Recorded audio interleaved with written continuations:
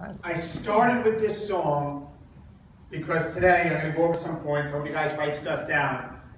This part of this song sticks with me because it comes a time you're going to have to draw a line in the sand and you're going to have to go all in. And these words, I just can't help leaving this way. So starting today, I'm breaking out of this cage. I'm standing up. I'm going to face my demons. I'm manning up. I'm going to hold my ground. I've had enough. Now I'm so fed up. Time to put my life back together right now. 2 years ago, Kristen and I were in $100,000 debt, and we paid that off in the last 2 years because we got sick and tired of being sick and tired. Right? And I want you guys, and I'm going to go over some points after I talk about something that's very important to me, and I'm going to hit some of you guys hard in the chest, and I don't sugarcoat when it comes to things. So first, I want to tell you a story that's very touching that really was a wake-up call, not a wake-up call, part of my life. Freshman year in college, horse playing around with a bunch of my college roommates, and you guys know dorm rooms are all cinder block, and I ended up rolling around with this guy named Dennis, and boom, I whacked my head into the wall, and I'm just laid out, like totally passed out. And I remember coming to in the dorm room, and there was this guy there. He was helping me. He had ice in my head. He said, Dave, you all right? Dave, you all right? And I met this guy that day, and his name was Dave Brinkerhoff. And he lived in a couple of dorm rooms down, and he helped me that day. And that day is very good in my mind because that began a lifelong friendship with somebody that became my best friend. That was freshman year. Dave and I connected on all different angles. He was a Met fan, and we roomed together the second semester freshman year, sophomore year, and then I started working at Macy's. I was going through a rough patch of my life. My parents just got divorced. I had to pay my way through college. I wanted to be a baseball player. I had to not be able to play in the team, so I was working at Macy's. Dave also was looking for work, so we worked at Macy's together. I started in women's shoes. All right? Oh my goodness. So, and I remember one of my other friends, at the time was working in security. He'd be chasing people through the aisle and like tackling the guy, and I'm like, that's what I want to do, And I went to security, and I got Dave a job in security. So we worked together in security, and we became closer as friends. And then we joined the ambulance corps. And we joined 5 Quad Ambulance. We both were EMTs. You're supposed to have at least 4 people in the ambulance to ever go on a call. And we found that there's like this one little thing within policy and procedures that if you have 2 people in the ambulance and you meet certain thresholds, you do more training, just the 2 of you can ride together. So we said, wow, how cool is that? So we both got more certifications, and we ended up riding the ambulance together on Friday and Saturday nights. Friday, Saturday nights, we ride on the ambulance, but we wanted to help people. We were just the best of friends. We did everything together. Senior year of college, we both knew that we wanted to get in law enforcement. And as many of you guys know, I'm with the state police in New York. I'm a lieutenant right now. I've been there for about 17 years. And senior year of college, we took the New York State Police Trooper exam. And the results came in the mail, and I called him Brink. Brink, what'd you get? What'd you get? And we scored 0.2 of a point away from the same grade. And we're like, holy cow. So we scored 0.2 of a point from the state trooper exam. And we start processing for the state police. And while this is going on, we also pledge a fraternity.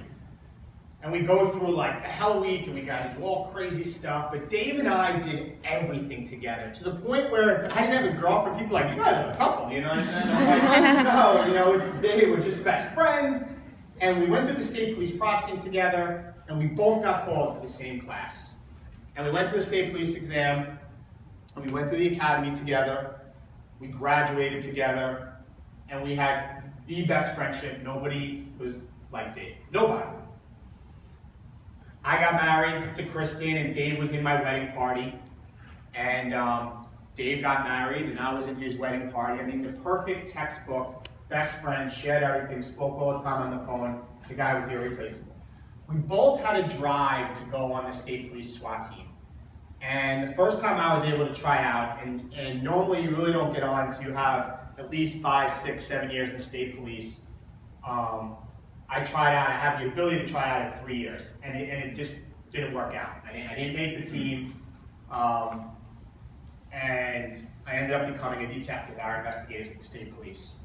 Next tryout came out, and the tryouts were going to happen again, and Dave had the ability to try out now. He wasn't able to try out the first time because he didn't have qualifications with shooting, not to get into that. But he tried out the second time, and I got called by the SWAT guys at the time. I never forget, Jerry Winkowski's a team leader, and he said, Dave, we really want you to try out this time. And the state police policy is, you have to be a trooper, not a detective, to be on the team. I was a detective at the point. It's a state police, we call them investigators.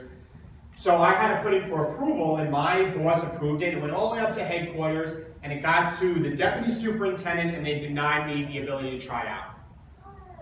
Dave tried out, and he made the team. Now, the New York State Police SWAT team is one of the only teams. Many police departments, it's 2 weeks of training. It's 6 months for the New York State Police. We're very paramilitary. We're the only ones that train with the Navy SEALs in this area of the state police. We're the only ones the FBI will be willing to train with. It is very serious, and Dave made it, and I was super proud of him. And I remember vividly that day we went to his graduation, and Bucky Phillips was going on. He was a guy that shot a couple state troopers during this time frame out in Buffalo. And I'm sitting at his graduation. We were going to have a huge party for him, and our superintendent, we had the awards, and he said, congratulations, guys, but you are now activated. And they sent the SWAT team. He got immediately deployed that day, and we literally had a party under a tent, and he wasn't even there. So I'll never forget that. His wife was there, and he was out in Buffalo. April 24th, 2007, a trooper gets shot by a guy named Travis Trim. And that past year, the state police took a big hit. We got involved in a lot of shootings, a lot of times down here in this area. NYPD covers New York City, but the rest of the state of New York, you dial 911, you get in the state police. And we had a lot of bad things going on in the state with troopers getting shot. So April 24th, 2007, a trooper gets shot by this guy, Travis Trim, and they activate our SWAT team, which was called MRT, Mobile Response Team. I'm at my desk in the office and doing work on the computer. Phone rings. Another one of my friends, investigator, picks up the phone and says, and we get information that there was another shooting. I'm sorry, I'm just trying to keep the emotions. So my friend Paul goes, David, and I go, yeah. He goes, some guy named Adam's on the phone for you. I'm like, Adam? And I put him on hold. At the same time, I'm hearing that a member of the MRT, our SWAT team, was shot. So I'm calling, trying to call Brink on my phone. No answer. Brink, it's Dave. What's going on? One of you guys, what's going on? I know you're out there. Give me what's going on. And no answer. So I pick up the phone. Adam, what's up? Dave, yes. And now I find out it's Adam from my friend from college that knew Brink and I. He goes, did you hear?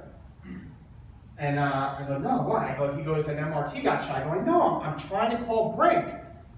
And I go, all right, I'm trying to call Brink. He goes, is he okay? And I go, what do you mean? He goes, it was Brink. I go, what do you mean it's Brink? I go, is he okay? Is he all right? He goes, Dave, he didn't make it. That moment, I end up, my friend Paul, we jump in a car, we fly up to Margaretville, New York. I'm on the phone with another friend of mine who I train with. I run with him, I lifted weights with him. Best shape of my life. He also made the team. His name was Norval, and he was in the shootout. And basically, they find the guy in the house, and I'll get that in a second. But I'm calling Norval on the phone. I'm on the way to the hospital. Norval, and he's just crying. Dave, I tried, we tried. I go, what do you mean? He goes, we tried. He's hysterical crying. And I clearly remember getting up to the hospital and walking into the room, and I walked right by, went in the room, and saw Dave lying there, and I wept over this guy, watching my best friend was gone. I came out, I saw his mother come in, and again, we were so close. His mother like dropped her knees, David, and I had to take his mother, Karen, and I took her in to see Brink. And I lost my best friend that day. Things went off in my head that how fragile life is, and how quick things can change. And what I come to find out is that they go in that this guy was ended up being hiding in a house that he broke into, and Brink went into the house, and they went up the stairs, and Brink entered the bedroom, and the guy was hiding behind a dresser. He shot Brink twice in the chest. He got hit in the chest. His vest caught it. Brink stepped back, and he took a knee, and now he's in a shootout with here. My friend Norval is behind him, and they are shooting at Travis Trim. The part that made it 10 times worse is Brink, during the shootout, goes to stand up to engage this guy, and my friend Norval clipped him, and my friend Norval was the one that hit him with friendly fire. That was the worst year of my life, because I had a friend I trained with every day that, not intentionally, ended up killing my best friend. The only thing that saved me is that when ballistics came back, we found out that 3 rounds hit Travis Trim. 3. 2 in the head, 1 in, as we call the K5, in the chest, all by Brink. They must have fired, there was a lot of gunfire exchange, and I know that my best friend went out. He didn't know what hit him from behind, and he ended up taking this guy out. The reason I share this story, guys, is because life is fragile, and you never know what's going to change in your life, ever. We heard Kelly's story, right? We heard Diane's story, and this is an opportunity of a lifetime with this business. An opportunity of a lifetime. But I like to say, are you taking advantage of the lifetime of the opportunity? Or are you playing with it? Because tomorrow, you can lose somebody and things can change. You can have a sickness in your family. Right? And so many people toy with this opportunity when you have to take advantage of the lifetime of the opportunity. You can't play with this. And it took me some time to realize, after losing my best friend, and finally, yes, I was a coach and I dabbled in it, and then I realized, like, enough, like, I have to change and drew a line in the sand. That's why Eminem's song, that one verse, sticks to me. And losing my best friend and seeing pictures of me and him and the funeral and his mom there and his wife Barb. And that's the house that the shootout was in, ended up catching on fire after the shootout. It just, life is too fragile. So I'm going to go into 10 points that every coach should do. And I hope you take notes, and I'm going to be real straightforward with you guys. If you want to be successful in this business, these are the 10 points. They're not overwhelming, they're simple, but you can't toy with it because you do not know where you're going to be tomorrow. You only know where you're going to be today. Okay? So, moving on. 10 things every coach must do. Number 1, guys, be your brand. Okay? I am not you, you are not me, and you are not David Beachbody. Okay? You are not, Sean T. You are not Mark Briggs, right? You are you, and do not say you don't have a story. We all have a story, all right? And don't think you can't start. Right now, this may be a page in your life, this may be a chapter in your life, but this is not the book of your life. Life can begin today. So when you're sharing on social media, share your journey, okay? Not somebody else's journey. Don't compare yourself to other people and try to be that other person, okay? Yes, I'm a guy and I'm trying to be a leader on the team. Yes, there's other dads that maybe don't do similar stuff, but I'm a dad with 3 little girls, married to a beautiful wife, and that's my brand. You all have a brand, all right? And remember, your brand is not Beachbody. You share your story. That's number 1, okay? Number 2, and kudos to you guys for being here, live events. They are must-attends, okay?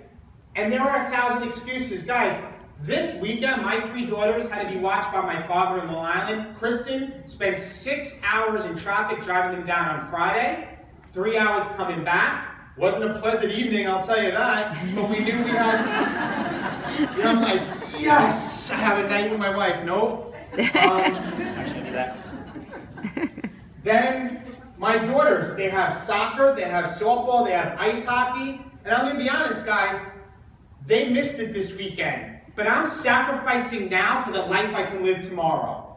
And if you don't change something, and you're not attending live events and treating them like doctor's appointments, write that down. Treat them like doctor's appointments. If you aren't coming to live events and getting yourself to Summit, then in 30 days from now, you're going to look back and be in the exact same place. You need to be attending live events. Number 3, staying plugged in. Yes, this business has peaks and valleys, but you can't be showing up to your challenge group one month and not another month. Getting on a team call one week and not another week. Working hard for 3 months and then disappearing for 3 months. You can't do it. It's like running up an escalator that's going down. You're running, you're gaining momentum, you're halfway to the top and you disappear and then you come back, I'm in it, I'm in it, I'm in it, and then you're at the bottom. Guys, you have to be plugged in every day. Every single day. Number 4, sacrifices. It's a big one. Your success is going to be dependent upon your ability to accept failure, overcome struggles, and face adversity. Eric Thomas, who's my biggest mentor right now, I flew to Chicago to see him, I brought Kristen to New York to see him. He talks about execution is worshipped. Write this down. Execution is worshipped. So in order to effectively communicate, you must eradicate all of your excuses. You will not point fingers and put the blame on other people. You will not point fingers and say, this coach didn't do what they were supposed to do, or that coach didn't do what they were supposed to do. You are going to take 100% ownership, even if the other person is wrong. What do you mean by that, David? Man, my coach, for you guys don't know, he quit 2 months later. And I could sit there and say, man, if my coach stuck around, if my coach gave me the training that I needed, if my coach taught me how to handle the obstacles and the struggles, if my coach had team calls every week, if my coach told me how to deal with my family that's so, hard on me all the time, if my coach was just there for me, man, my business would blow up. But guys, I woke up one day and I realized he ain't coming. He's never coming. He's not going to be the coach that I want him to be. He's not going to be the coach that's going to teach me the training and help me be successful in where I want to go. So I woke up one day and I stopped wishing for it, and I stopped waiting for it, and I said, I need to get on with the rest of my life. And I'm not mad at my friend, I'm not bitter towards him, but I love my family and my life too much to be stuck in the same trap for the rest of my life, period. I love my family too much. And some of you, we're all human in here, and people are going to compete with you. It's going to happen, and you're going to get knocked down. But if we as a team come back a week later and you're still on the ground, we have a problem. And some of you, you may say, David, it's not my fault. You're right. The way you were born, what happened to you is not your fault. But doggone it, you're still on the ground after all these years. You guys are still all put up with what happened to you in the 90s and the 2000s when you first signed up as a coach. Guys, it's 2015 now. We're heading into 2016. Masters Hammer and Chisel, 22-minute hardcore, huge opportunity. So guys, remember, from this point forward, execution is worship. You don't become successful in this business by talking. You become successful by executing in the sacrifices you're going to make. That's point number 4. Number 5, your why. Why do you do what you do? People ask me, what's your alarm clock? And for me now, it's my passion. And Kristen can speak to that. 4:30 in the morning, I wake up, and I'm ready to go. Because my why is my family, is my kids, to live an amazing life, right? So when that alarm clock goes off at 6 a.m., guys, and it hits 6:05 and you don't want to get up, get up. Maybe your mother may need you. Maybe it's your father that needs you. Maybe it's your kids that need you. Get up. Your why is going to push you when you can't push yourself. That's going to be the advantage that you need to push yourself, to get yourself to the next level. Your why. And if you don't have one, write it down. And Mark said to us last night with goals, write your goals down, write one down, and stick it somewhere so you can see it. Have that vision board. Have that why. Because I know Chris and I in our office, we had whether it was income goals or debt goals, and pictures on my desk of my kids at work. Like, what is your why? Why do you do what you do?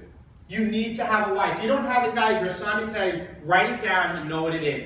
That's what's going to push you with anybody else. Because we all sell the same products, guys. We all sell Shakeology. We all sell the same programs. But what's going to separate you from everybody else? It's your why that's going to give you that advantage. Staying organized. This one, guys, if you want to be serious and treat this like a business, you cannot have stuff in a notebook, stuff on a phone, stuff on a computer in 1,000 different places. This is something I use, is Evernote. And just to give you guys an idea, it's hard with the lights, but Evernote is where I organize. I have a note, it's basically notebooks. I have a notebook like this one that's right here. It says business docs. I have in there all the 5 steps, the 5-step invite process. I have in there my thing how I tell people why we require Shakeology in our group, why you should be on home direct. I have a to-do list. I am copying and pasting and being efficient because, guys, you're not going to get more time in a day. And if you're super busy, you can't be retyping the same thing over and over again for the same questions you're going to get over and over again. You have to be organized, guys. You can't treat this like a hobby. You can't. I see it in some veteran coaches, like they're all over the place. Like for me, I am, sometimes I almost don't want to send a message back so quick because I know it's like 3 paragraphs because they're like, how do you type so fast? And it's because I am efficient. I am efficient. You got to be organized. Next, guys, simple things I'm saying. Success Club. I wouldn't say it if I wasn't here. This month I'm at 8 points. It's my 48th month in a row. It's non-negotiable for me. If you miss a month, like an example, and I love that she shared it with my sister-in-law, Michelle, it happens, but I know she's working her butt off. But you can't hit it a month, not hit it a month. Hit it a month, wait 3 or 4 months, and not hit it later. Guys, it's not points, it's lives. And if you're helping people, you're going to hit Success Club. And if you hit Success Club, you're going to get coaches. And darn it, if you get coaches, your business is going to grow. But so many people, oh, it's hard, they don't want to do it. You know what? I'm there with you. We're in this together. Every month, the first of the month, we're all at 0. You have to hit Success Club. It's the compound effect. Non-negotiable. And trust me, I stress about it on each month, but I know it's a sacrifice I got to make for my business to grow.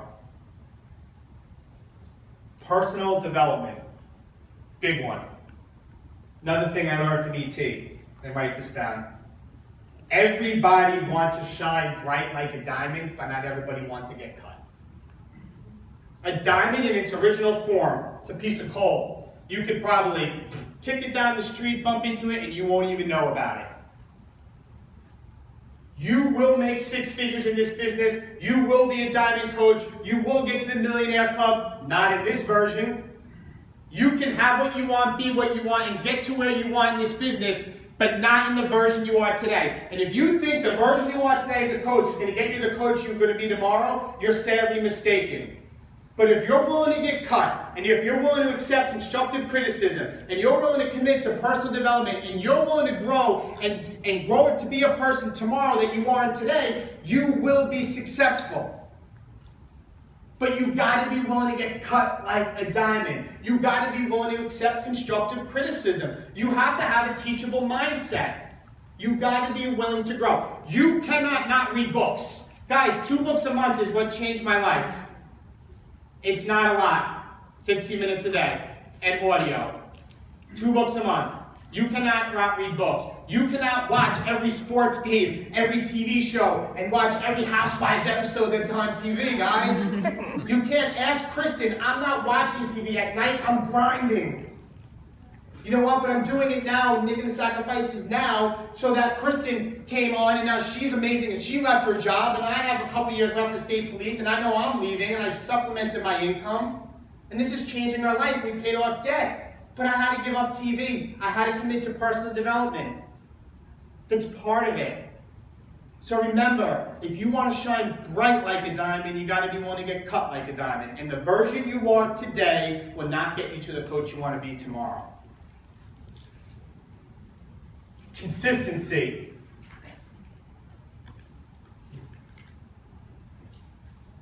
You need to show up every single day. And life is going to knock you down. We're all going to get punched in the face every day. Diane had an amazing story. Kelly had an amazing story. And people think, oh, life is all crystal clear for David Atkins. I was in San Francisco at the leadership retreat, and then I got sent to Los Angeles to be in the infomercial. Oh, stuff must come so easy for David Atkins. Guys, I don't always post about it because I don't want to discourage you all, but life has knocked me down. Just a couple weeks ago, my mother was in Sloan Kettering for a whole week. She's a cancer survivor. There was concerns that something else was going on. My grandmother was diagnosed having cancer the same week and had surgery. And at the same time, my 10-year-old daughter, who was born with a pineal cyst in her brain, is getting headaches, and we were down in Well Cornell meeting with a pediatric neurologist. Life is going to happen. It's going to knock you down. Things are going to happen. Like I said, I don't always share it because I don't want to discourage everybody. And I love the story with Mike Tyson and Buster Douglas, because nobody's ever been knocked out by Mike Tyson and ever got back up. It was almost a 10 count with Buster Douglas. 4, 3, 2, 1, and then ding, ding, ding, and Buster Douglas got saved by the bell. Everybody remember that fight? Anybody?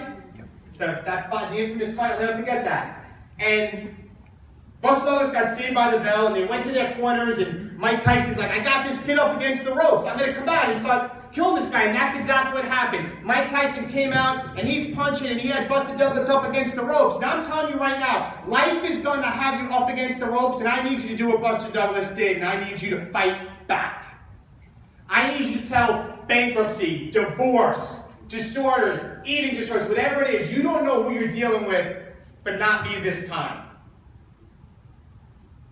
You need to fight back and do what Buster Douglas did. And then another round went, and another round went, and it came to that round, and Buster Douglas knocked Mike Tyson out.